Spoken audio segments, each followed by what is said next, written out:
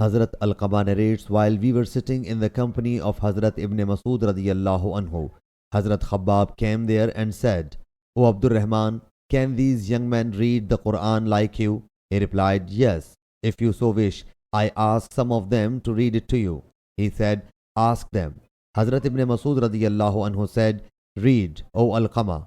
Thereupon Zayd bin Hudair, the brother of Ziyad bin Hudair, said, you are asking Alqama to read, whereas he does not read better than us. He radiyallahu anhu said, if you wish, I will tell you what the Prophet sallallahu alaihi wasallam has said about you and his tribe. Then Hazrat Alqama recited 50 verses of the chapter Maryam. Then Hazrat Abdullah bin Masud radiyallahu anhu inquired, what do you say now? He, Hazrat Khabbab, said, extremely nice. Hazrat Abdullah radiyallahu anhu said, he reads whatever I read.